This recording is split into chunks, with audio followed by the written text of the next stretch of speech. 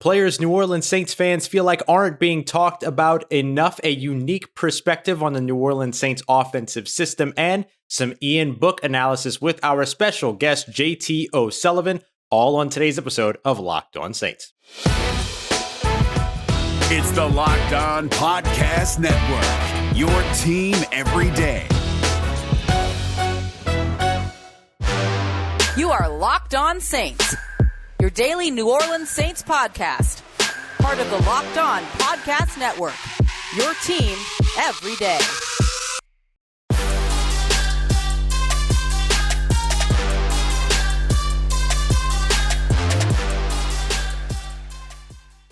What is good, Who Dat Nation and Who Dat family? Welcome into another Twitter Tuesday episode of Locked On Saints, part of the Locked On Podcast Network, your team every day. Whether you're listening on your favorite podcast provider or watching on YouTube, thank you very much for being here. And don't forget that we're here with you every single Monday through Friday, 5 days a week, covering your New Orleans Saints. On today's episode, New Orleans Saints fans told me who they felt like were players that were not getting enough conversation. So we'll try to do some justice with today's Twitter Tuesday. Then for segments 2 and 3, we're going to be joined by former New Orleans Saints quarterback JT OSullivan to talk Ian Book and get a unique perspective on the evolution of the New Orleans Saints offense and why Ian Book may be in the perfect scenario for a young quarterback in the NFL. As always, I'm your host, Ross Jackson, at Ross Jackson Nola on Twitter, co-managing editor over at CanalStreetChronicles.com, your Tuesday co-host over the National Locked On NFL podcast. We got all that and a little bit of lagniappe for you on today's episode of Locked On Saints, your team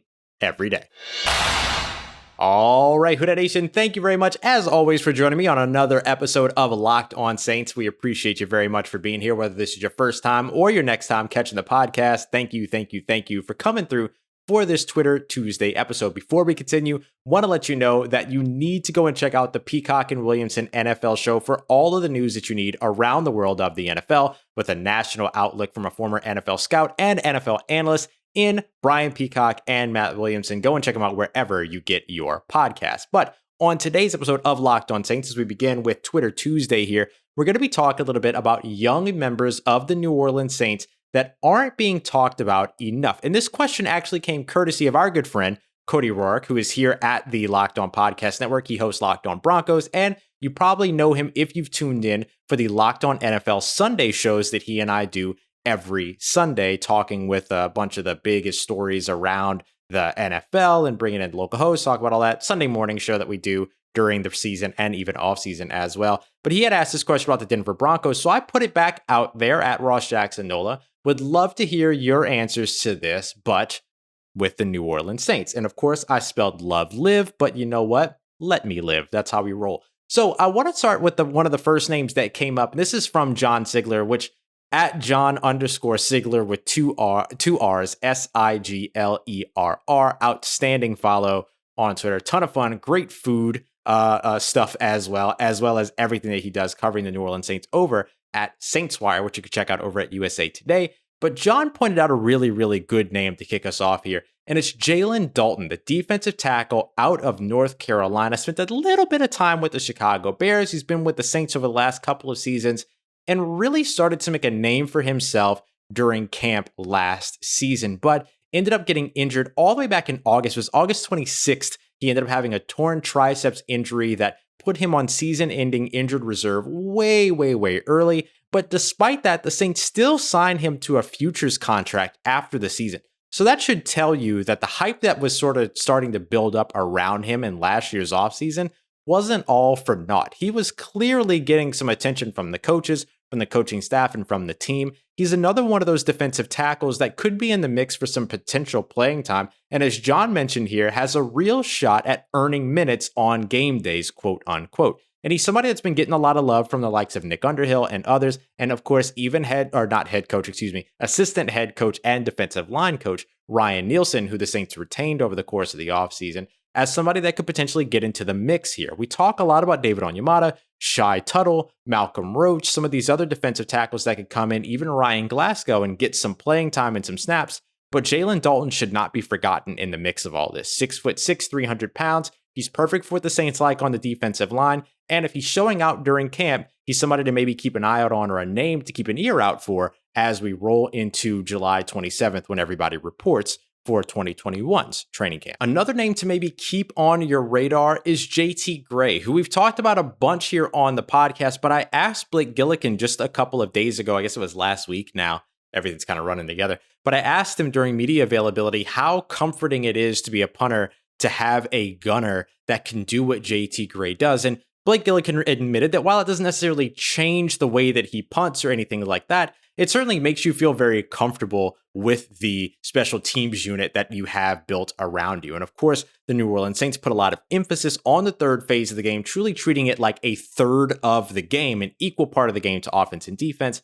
And so JT Gray is somebody whose name deserves to be maybe a little bit more touted. The guy was a second team All-Pro just a couple of years ago as a special teamer. I think he has played up to first team All-Pro standards, and a lot of his teammates would agree. And we've certainly seen him step into some defensive roles every now and then as well when called upon and not be a liability over on the defensive side.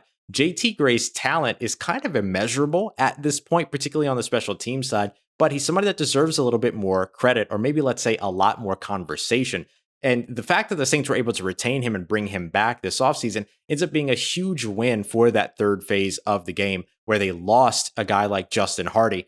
Now, because you have a JT Gray, you probably still feel pretty okay in terms of just trying to find that second gunner. Would have been a much worse situation to be in had you lost both of them. And then a third name that I'm going to bring up here is one that isn't really going to find himself on any top lists or anything like that.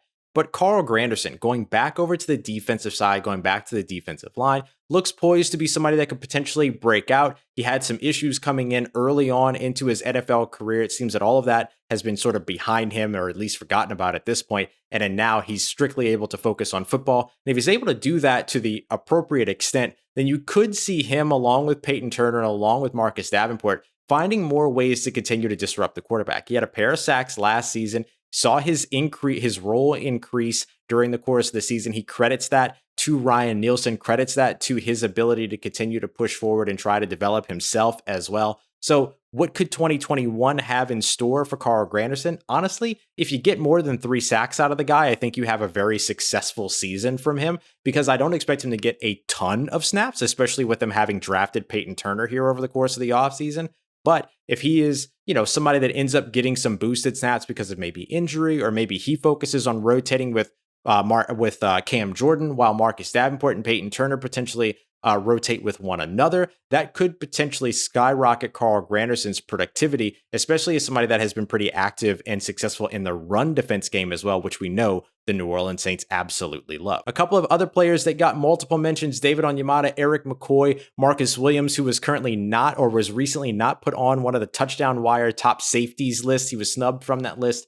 Deontay Harris ended up getting mentioned. Even CJ Gardner-Johnson got mentioned as well. I do feel like we do discuss those players a lot, but I do feel like maybe there are some of those that we could certainly discuss more. But those first 3, and Jalen Dalton, JT Gray, and Carl Granderson, they definitely deserve maybe a little bit of a higher profile in terms of the way that we cover them. And I'll do my best to provide that as we continue on throughout the offseason here on Locked On Saints. Now, coming up next, you want to talk about a high profile. We're bringing in former New Orleans Saints quarterback JT OSullivan. He's also the owner of the QB School, high school coach, and just a phenomenal analyst, and just does a remarkable job breaking down film. He's coming through to talk to us a little bit about the Saints offense and the way that it's evolved over time, Sean Payton, and of course, Ian Book. And he'll be back for another episode later on in the week to talk about Taysom Hill, Jameis Winston, and the quarterback battle as well. But we'll get to the New Orleans Saints offense and Ian Book with JT OSullivan here in just a moment as we continue with today's episode of Locked On Saints, part of Locked On Podcast Network, your team every day. As we try to do some players justice that maybe aren't getting a lot of conversation here across the New Orleans Saints landscape and across the national media,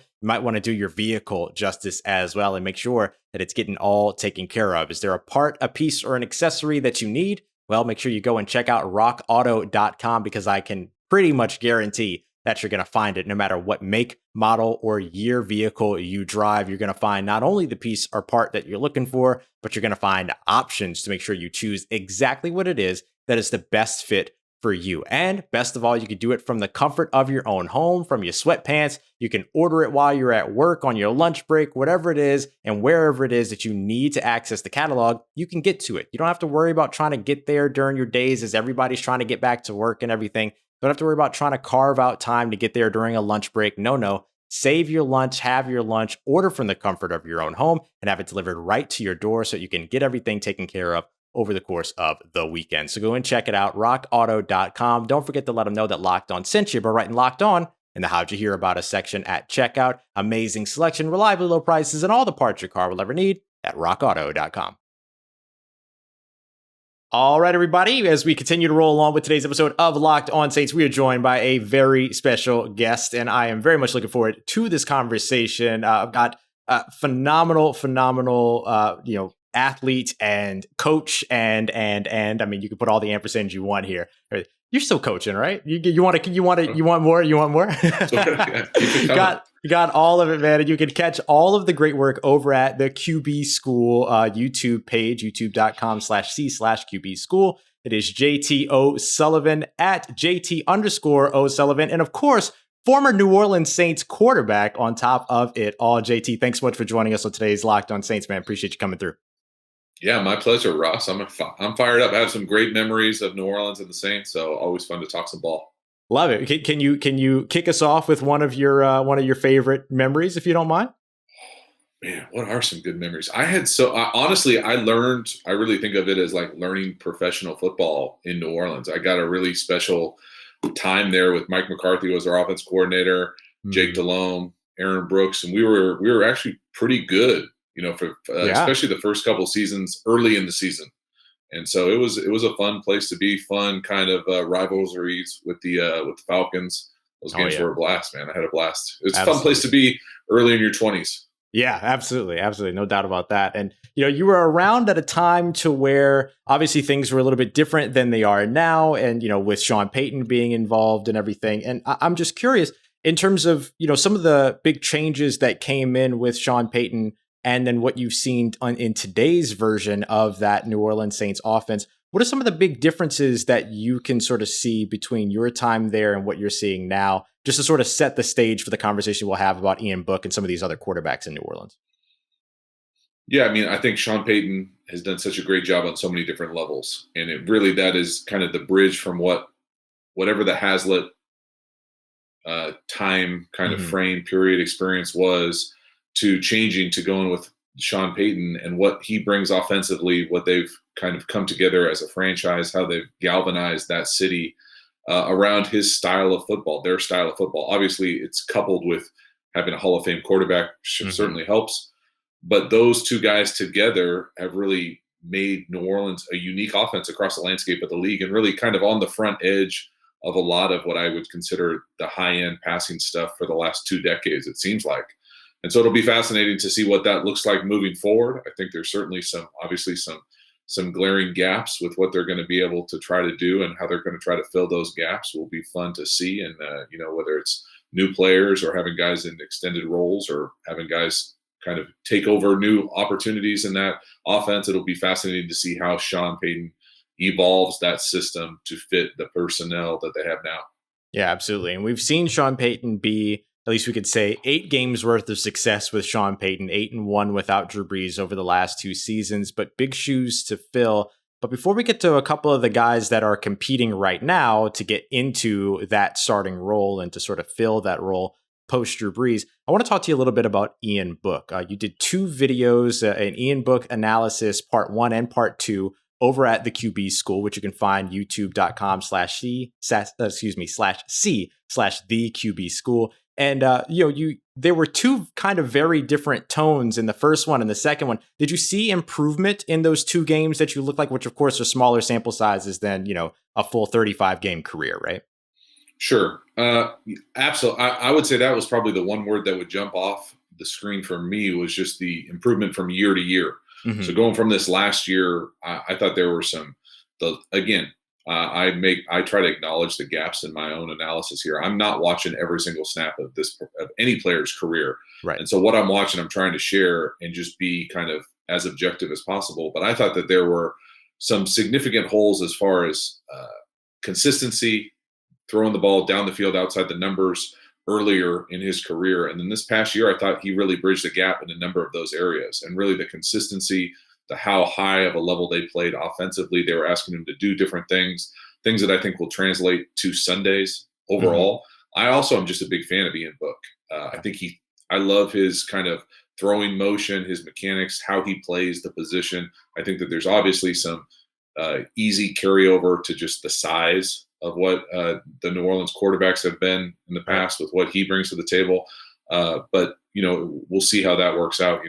I want to say off the top of my head, a 4th-round draft pick, going to come in there with an opportunity to develop and a really great opportunity. I think a lot of people would be excited to play quarterback or be on the Saints kind of depth chart right now because there is that kind of glaring opportunity. Yeah, absolutely. And, Ian Book is somebody that the Saints have clearly felt that they were very high on. I mean, they invested that 4th-round draft pick, as you mentioned, into bringing him in, but I've also had a lot of praise for him. What are some of let's start with the maybe pluses that you would look at in his game, some of the things that he does well that could translate to this New Orleans Saints offense? I would say a lot of the throws that maybe we've seen Drew Brees making the last few years would be things that would translate. And what I mean by that is that's a nice way to say maybe not like the most powerful arm down the field, but what he does do, it is very consistent. He's smooth. He's fluid in his mechanics. Those types of things that I think he's worked significantly on and improved upon. That coupled with the fact that he's probably a better athlete than Drew Brees maybe ever was. That might be overreaching a little bit when Drew first came out, but post-injury, certainly, I would say that. And so those elements are the things that I enjoy watching. Plus, he's, there's a weird variable in all of sports, but specifically for the quarterback position, how much do you put on winning? How much is the quarterback directly a result of that outcome? And he certainly won a lot at Notre Dame at a really high level for a really long time. And so I think that plays a part in it, whether that can translate to Sundays, we'll see.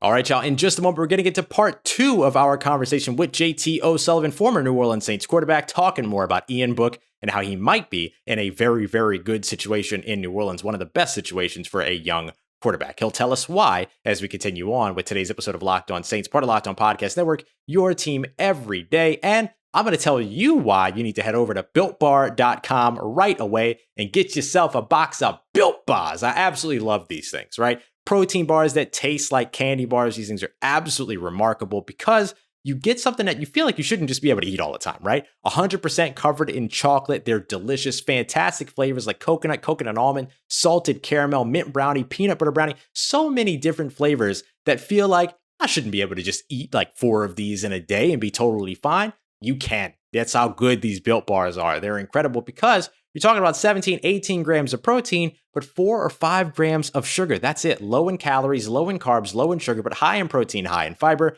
These bars are fantastic. So go and get yourself a box of Built Bars over at BuiltBar.com. And don't forget to use the promo code LOCKED15. That's LOCKED15 for 15% off at BuiltBar.com. And, of course, you can also go and check out our exclusive online betting partners, BetOnline AG. Remember, the New Orleans Saints right now favored to not make the playoffs in 2021. Maybe something you might want to get in on because right now, plus 110 for the Saints to make the playoffs, which means you can win $110 off of putting just $100 down. Now, that is a absolute steal as far as I'm concerned, because I do think that the Saints, just like Marcus Spears said over at ESPN with Chris Rosvoglu over at The Spun, are a playoff team with Jameis Winston or Taysom Hill, for that matter, at quarterback, because I trust in Sean Payton. I'm not calling them Super Bowl contenders, but I think they can make the playoffs. So you want to make the playoffs? You think they can? That's probably a pretty good bet for you to go and try out over at betonline.ag. And don't forget to use the promo code LOCKEDON, LOCKEDON, so you can get a 50% welcome bonus on your first deposit. That's 50% welcome bonus on your first deposit with the promo code LOCKEDON over at BetOnline, your online sportsbook experts. Let's get it. Who Dat Nation wrapping up today's episode with JT O'Sullivan of the Quarterback School at JT_O'Sullivan on Twitter. Make sure you throw him a follow. He'll be back tomorrow to talk a little bit more about Taysom Hill and Jameis Winston. But let's continue on with our conversation about Ian Book, the Saints' 4th round surprise draft selection in the 2021 NFL Draft. One of the things that stood out and that you had mentioned as well in, I believe it was the part 2 film analysis, but one of the things that we certainly observe in Ian Book is his calmness as a play breaks down. How important is that, and how challenging is that as somebody that has played this quarterback position? Yeah, it's absolutely a massive challenge, especially depending on what your system is, what the situation is. I think it really speaks to something you mentioned a little bit earlier, just kind of the evolution of ball, whether it's in New Orleans or anywhere. certainly that out of structure, off platform throw that everyone loves to talk about is something that I think is more intentionally worked on in the quarterback space nowadays. And so he certainly has shown the polish with that part of his game and being able to create outside of the design of the play. If something breaks down, it's such a great tool for an organization, for a program in college, for a team in the league to be able to say, hey, don't make a bad play a disaster, but go save us. Go make it a positive, go make it a neutral, and we can get some positive yards, keep ahead of the change. Those types of things are really, it's part of playing the position nowadays. You look across the landscape of the league, and there aren't too many pure pocket passers anymore. What are some of the things that you would say are growth areas or potential, that would get attention from the coaching staff in terms of improvements heading in his transition to the NFL? I don't know if I would frame them quite like that. I think that this is stuff that he's probably dealt with already at Notre Dame. I'm assuming they bring in 5 stars to try to take his job every year. And there will be guys in the league, when he goes and throws the ball next to someone, they're going to look like he's not throwing it very hard or not throwing it hard compared to those other guys. And so about being able to maximize what that arm strength is, it's certainly serviceable, and it might even be above average, to a certain extent. But when you watch the film and you look at some of the guys who maybe went earlier in the draft, there's certainly a noticeable difference as far as that element of it. But, also, how often are you ripping 50-yard throws down the field? I think, if any place can show you that you can win without doing that, it's been the Saints and Sean Payton for a long time. And so I think that like any kind of well-coached team, they're going to find out exactly what he does well and do that.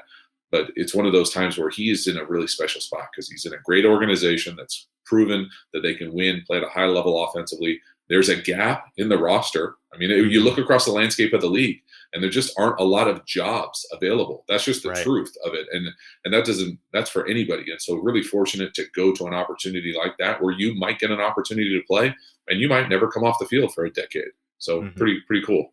Yeah, it's not a bad situation to fall into, even if it's not immediately a payoff, right? Even if it's Jameis or Taysom that end up getting that starting quarterback role, he could still end up falling into that QB3 role with where Trevor Siemian is right now, or where he was for a good portion of last season. If he ends up winning that role, that still allows them to invest and develop into his future. It doesn't end with his rookie season, right? Yeah, and I wouldn't even frame it.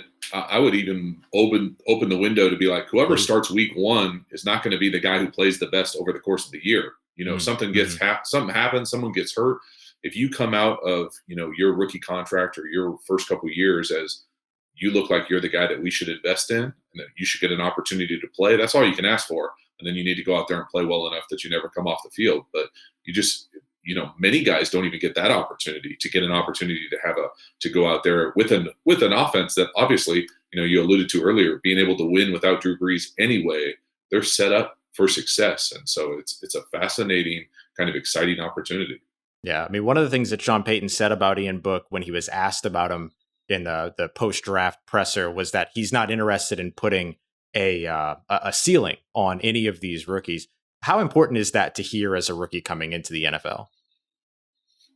I think it's not. I think it's the right thing to say. I think all of those guys probably have some element of a ceiling, whether he doesn't want to put an artificial one on it. I could see that from a coaching standpoint. Sure. But I don't think anybody looks at Ian Book and necessarily identifies the exact same characteristics or traits that you might see of other guys that are playing right now in the league. Now, that doesn't mean that he can't come out there and start, running around and making plays like Russell Wilson or Deshaun Watson or, have the arm of like Josh Allen. But that's just the reality of, we all are looking at the same thing. But he can still go out there and play at a really high. I don't think anybody would classify Drew Brees as in that same category.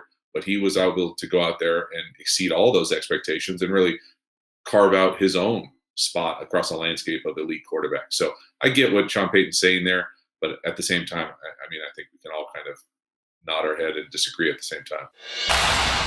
All right, family. Once again, a huge thank you to JT OSullivan at JT_OSullivan. Don't forget to go and check out the QB School on YouTube as well. I'll put some links in the description for both his Ian Book analysis parts 1 and part 2, so you can see that improvement that he talked about from the young quarterback, winningest quarterback in Notre Dame history. Tomorrow, he's going to come back. We're going to talk a bit more about Jameis Winston and Taysom Hill, talk a bit about the quarterback competition as it exists right now and where he sees either of these quarterbacks being able to take advantage of the offense ahead of. And also gives a unique perspective in terms of catering an offense to the quarterbacks, maybe not as hard as it's being made out to sound like it is. We'll have all of that tomorrow. And if you're looking for more today, make sure you check out the Locked On Today podcast. Keep up with everything going on around the world of sports in less than 20 minutes. Hosted by Peter Bukowski, wherever you get your podcast. As always, y'all, I appreciate you very much for coming through, for rating, reviewing, watching, liking, subscribing, listening, everything it is that you do to help grow this family. I say it every day because I mean it. I appreciate you so, so much. So make sure that you hit me up on Twitter at Ross Jackson, NOLA. Hit me up. Let me know how the family's doing. Let me know how you're living. Let me know how your mom and them. And trust you, that nation. I'll holla at you.